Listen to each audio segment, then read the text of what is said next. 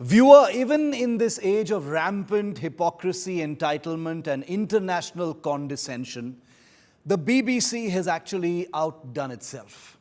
A financial column by a BBC reporter today wonders whether India is exporting food inflation to the world, with the ludicrous suggestion that India's policies have triggered food inflation in other countries. Now, this column, guised as financial analysis with data written by an Indian but clearly crafted, in my opinion, to please the bosses at the BBC, starts first by a quick bit of casual bigotry, quoting nameless economists as saying that India has a curry problem. Because, that's what Indian cuisine is about, curry.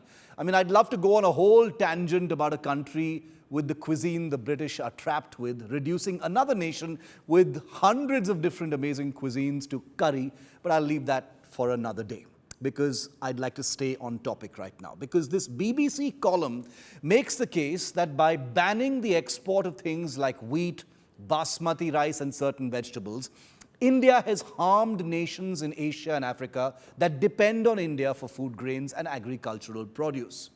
All the numbers and data in this BBC report will look intimidating to anyone reading it, but the insinuation being made is actually very simple, and it is that India is behaving irresponsibly by cutting exports of rice and wheat to other countries, which is incredible because the very reason for the cut in exports is that India's rice and wheat is being prioritized for Indians to tame domestic inflation.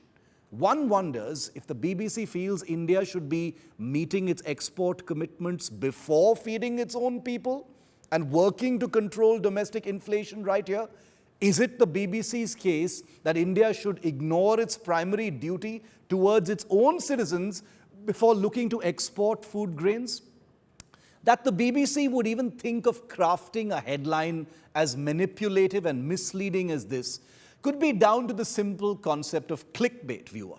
But it runs deeper than that, and I don't wish to ignore it, and I don't think you should either. For one thing, the BBC, while pointing a finger at India's cut in exports, almost completely whitewashes all other factors leading to this global inflation, including international interest rates, the war in Ukraine, the energy crisis, and so much else, many things that Britain has a direct hand in. Another factor could be a financially battered United Kingdom's latent frustration over being overtaken by India in several economic rankings.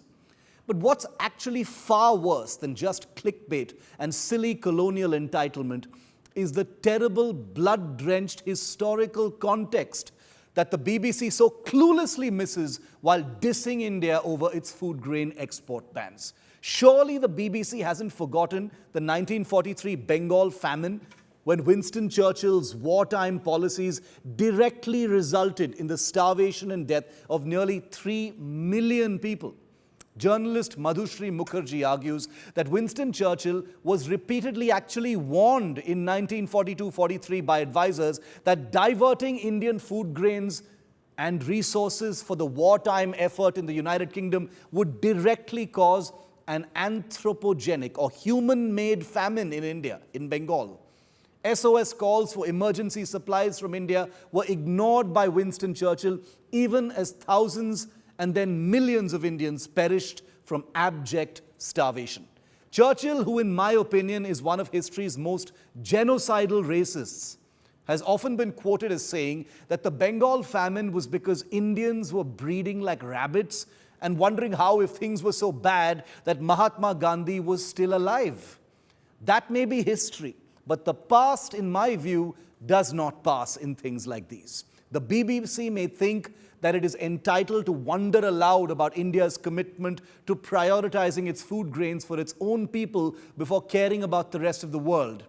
It would be far more appropriate for the BBC to look within, look at its own Western allies and their policies before lecturing a country which, with all its problems, and let's be sure we have so many, is on an unshakable economic path.